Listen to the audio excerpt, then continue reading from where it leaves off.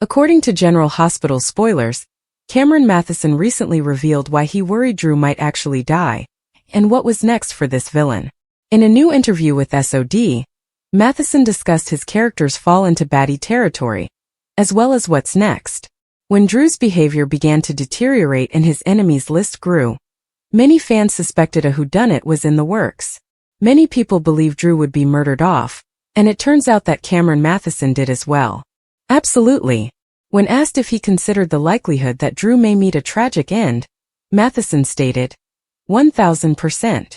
Matheson argued that as soon as Drew started along this wicked path, he began to consider that catastrophic decision.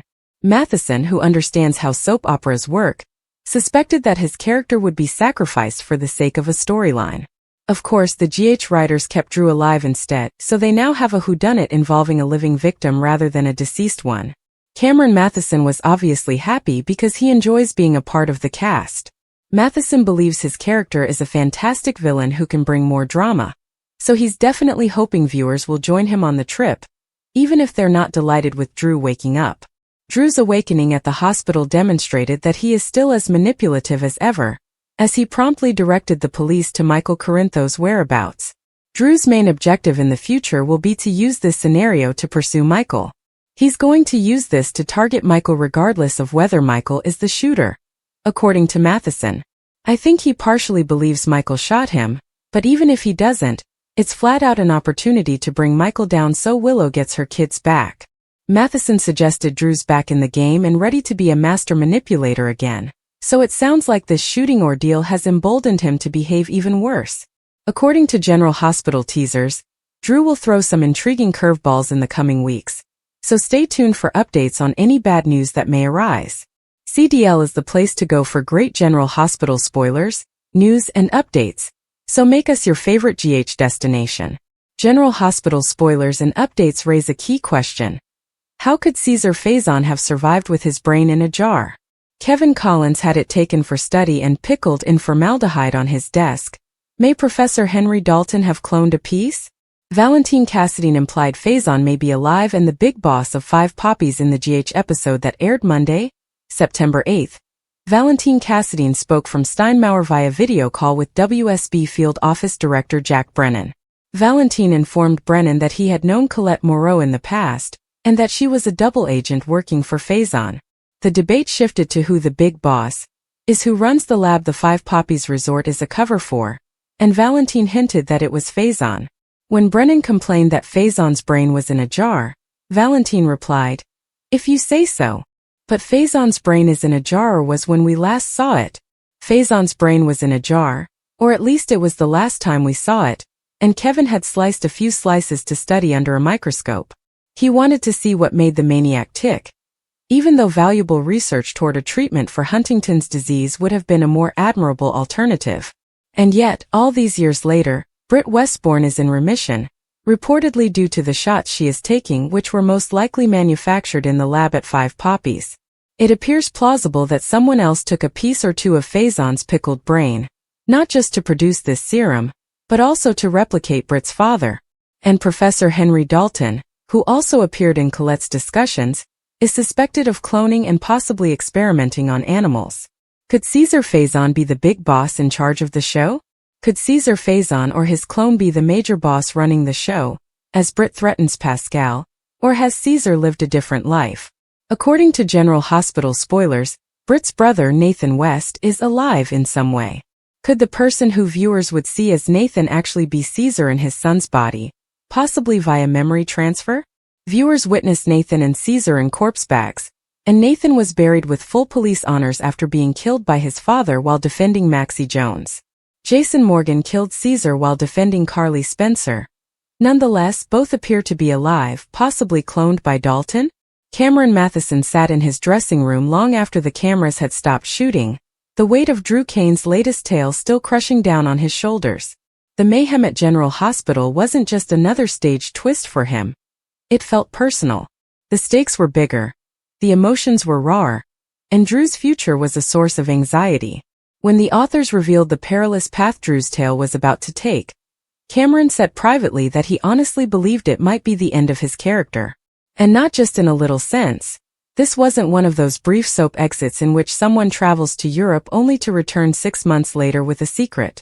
No, this one felt larger, darker, and conclusive. Drew's choices began to weigh heavily against him as soon as he was drawn into the complex entanglement with the FBI. Cameron could feel the tension rising with each script that arrived in his hands. "I knew the writers were pushing Drew to the edge," he told a pal backstage one night. "And for the first time I wasn't sure if there was going to be a way back."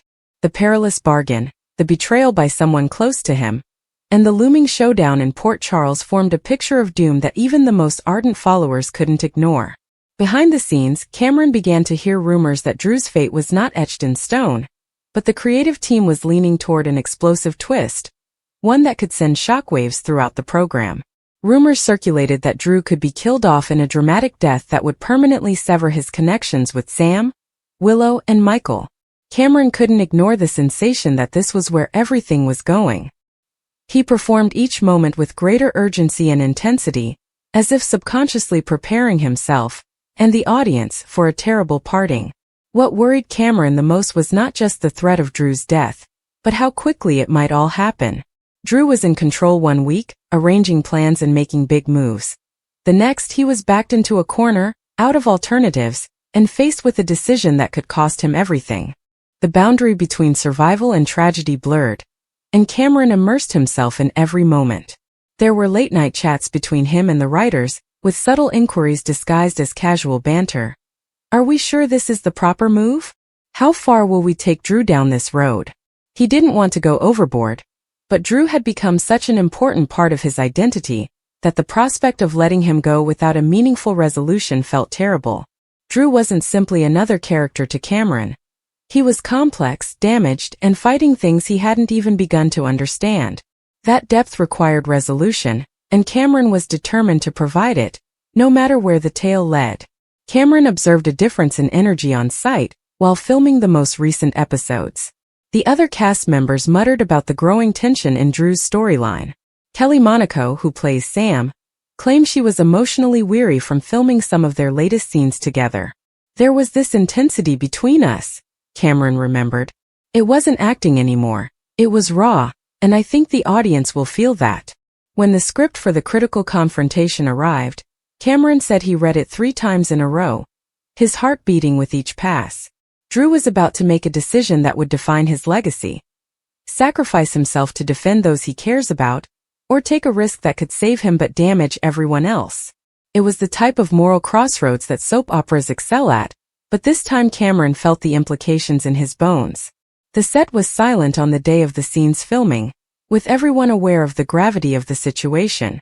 Cameron recalls standing just off camera, reciting Drew's final sentences under his breath, his chest squeezing as if he were experiencing the scene himself. The cameras rolled, and he plunged himself into the emotion, allowing Drew's pain, regret, and dread to permeate every word. When the director called cut, there was an unusually long silence on set, heavy with expectation, terror, and uncertainty.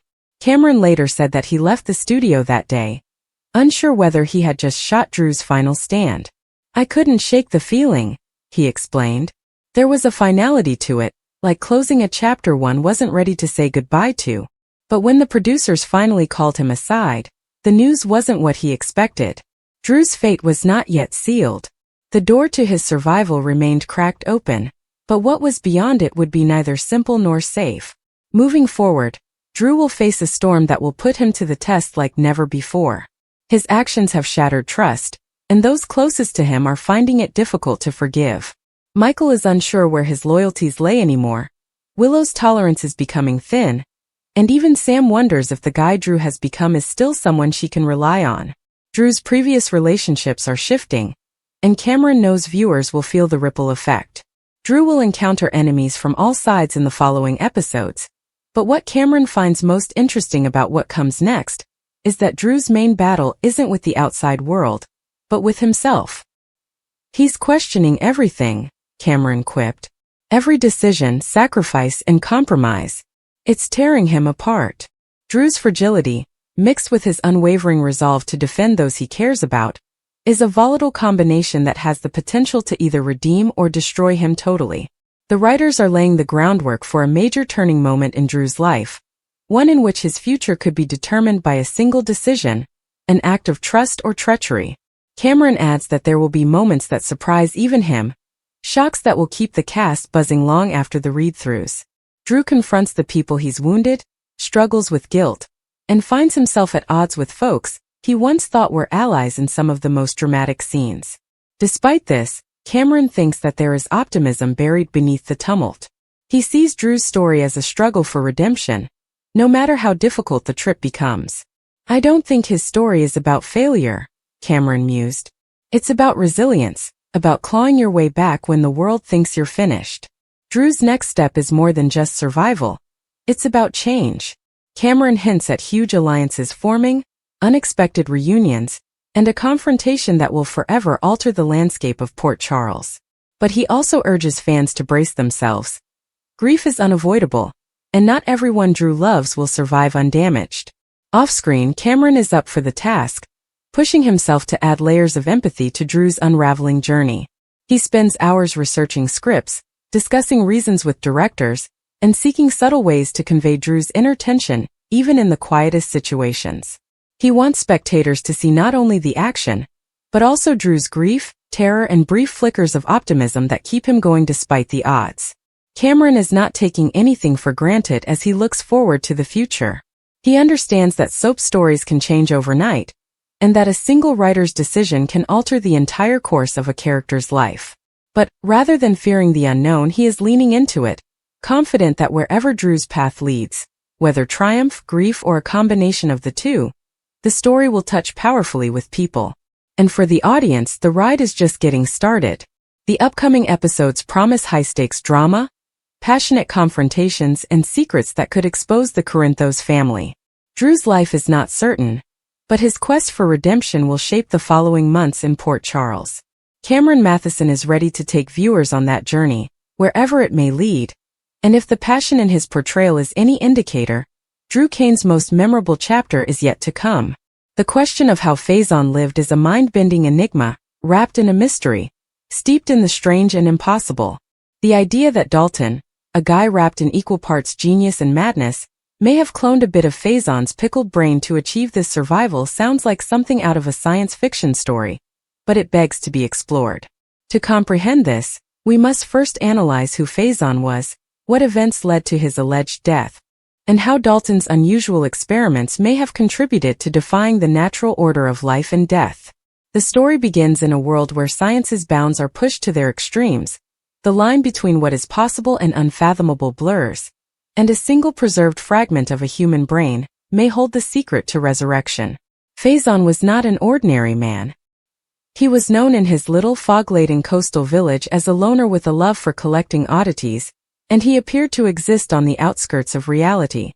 His home, a large, decaying estate located on a cliff overlooking the churning Atlantic, was packed with curiosities.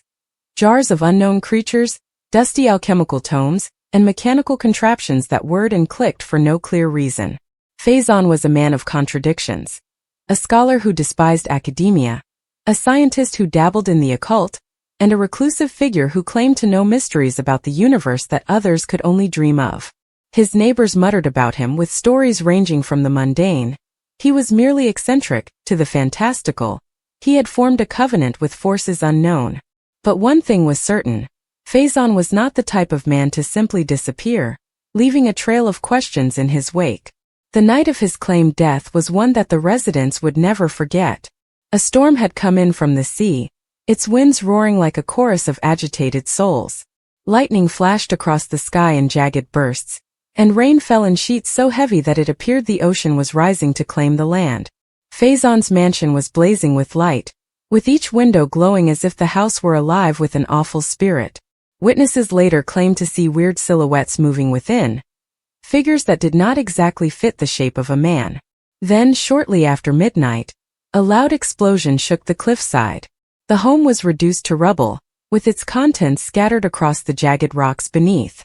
When the townspeople summoned the confidants to investigate, they discovered no trace of Faison, only shards of his strange collection and a lingering odor of chemicals that hurt the nose and scorched the throat. The official report declared him dead, the result of some disastrous experiment gone wrong. But the rumors remained. Faison, they claimed, was not the type to die easily. Enter Dalton, a character more mysterious than Faison himself. Dalton was an exceptional scientist, but his reputation was tarnished by his unconventional methods and contempt for ethical norms. Whereas Faison was a recluse, Dalton was a wanderer, arriving in town only on occasion, usually with a glint in his eye that suggested he knew more than he admitted. The two men were known to have corresponded, their letters filled with cryptic references to the spark of life and the vessel of the mind. Dalton had been seen visiting Faison's mansion in the months leading up to the explosion, carrying strange equipment and muttering about preserving the essence. It was no secret that Dalton had an obsession with the human brain, not just its functions but its ability to transcend the body. He described the brain as a machine that could be reverse-engineered, copied, and even reconstructed. The concept that he had cloned a bit of Faison's brain and preserved it in some hideous pickling process was not as far-fetched as it appeared. The idea of replicating a brain, or even a part of one, stems from Dalton's fascination with the unusual junction of biology and technology. After all, the brain is more than just an organ. It also serves as a repository for identity, memory, and consciousness. To preserve it, one must capture not only its physical form, but also the complicated web of neuronal connections that determine a person's identity. Pickling, in the usual sense, is preserving tissue in a solution such as formaldehyde, but Dalton's techniques were far more sophisticated. Rumors circulated that he had created a unique solution, a viscous, shimmering liquid capable of suspending biological matter in a near-perfect state, arresting disintegration while preserving the intricate architecture of the brain's synapses. If Faison's brain, or a portion of it, had been kept in this manner, it could theoretically serve as a template for cloning, which involves growing new tissue from the preserved sample and transferring the essence of Faison's mind into it. However, replicating a brain is only half of the equation. The greater issue is restoring consciousness, reviving the spark of life that elevates a person beyond the status of a collection of cells. Dalton's experiments, as described in the fragmented notes recovered from the wreckage of Faison's mansion, indicated that he was working on a process he called neural reintegration.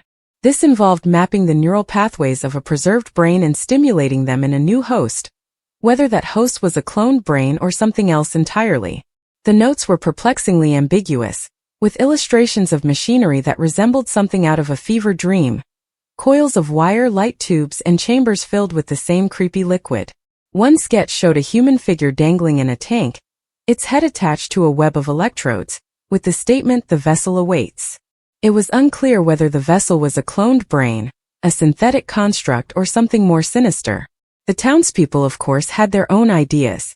Some claimed Faison had never died, and that the explosion was staged to conceal his escape from an unknown pursuer. Others assumed Dalton had taken him away, possibly to conduct their experiments in secret. The most persistent rumor, however, was about the pickled brain. According to this story, Faison knew his time was limited, whether due to disease, adversaries, or some mystical force, so he entrusted Dalton with a fragment of his brain, kept in that peculiar luminous solution. According to the myth, Dalton utilized this fragment to create a new Faison, a clone with his memory, intellect, and possibly even his soul.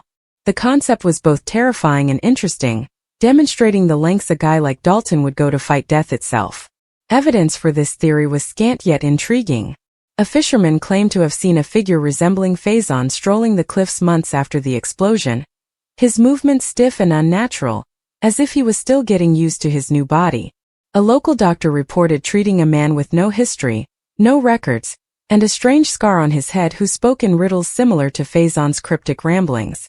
Then there were the mysterious lights observed in the hills beyond town, where Dalton was said to have established a secret laboratory. These lights, pulsing in repetitive patterns, were thought to be a consequence of Dalton's machines, which worked relentlessly to perfect his brain reintegration method. The townspeople murmured of a man who was no longer wholly human, a creature woven from science and madness who walked among them in secret. But if Faison had survived by such means, what did it entail for his identity? Was the cloned Faison really the same person, or was he just a counterfeit, a shadow of the original? The philosophical implications are equally scary as the scientific ones.